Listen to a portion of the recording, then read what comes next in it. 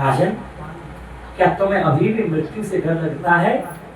कहने लगे, गुरुजी, मेरा जन्म ही नहीं हुआ तो मैं मृत्यु से क्यों डरूंगा? कहने लगे, मैं यही सुनना चाहता था। परीक्षित ने सुखदेव जी का पूजन किया। सुखदेव जी वहां से चल दिए। 7वें दिन जब तक्षक सर्प परीक्षित को डसने के लिए आया, कुछ संत तो कहते हैं तक्षक सर्प के डसने से पहले ही परीक्षित ने पंचभौतिक शरीर को त्याग दिया था। उसके डसने से तो केवल परीक्षित जलकर की राख हुआ। बोलो परीक्षित जी महाराज की जय। और कुछ संत ऐसे हैं, कुछ कह रहे थे कि भैया भगवान की कथा में विश्वास करना चाहिए। जब सुखदेव जी राजा परीक्षित को कथा सुना रहे थे ना, उस समय सुखदेव जी कहने लगे, परीक्षित तुम्हारे दादा भीम में इतनी शक्ति थी, भीम में इतनी शक्ति थी, वो हाथों से ऐसे हाथियों को हिला देते थे, ऐसे उड़ा देते थे हाथियों को पकड़ करके।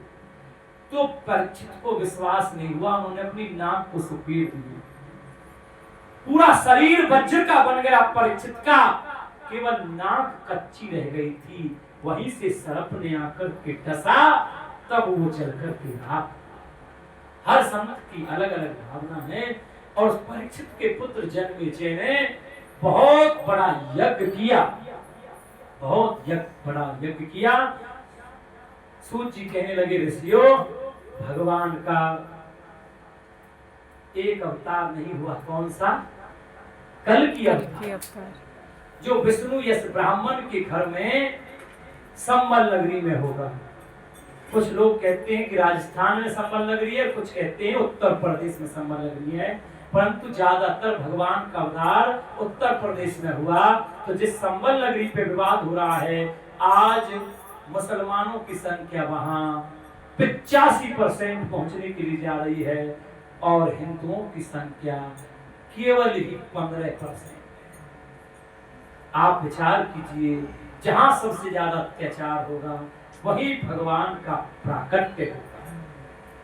संबल नगरी पे पूरा विवाद चल रहा है। कौन कौन चाहता है कि भगवान हमारे आगे आ जाए? प्रयास तो करना चाहिए। आएंगे तो जब प्रभु की इच्छा होगी। कौन कौन बुलाना चाहते हैं भगवान को? जो बुलाना चाहते हैं हाथ ऊपर करो ऐसे।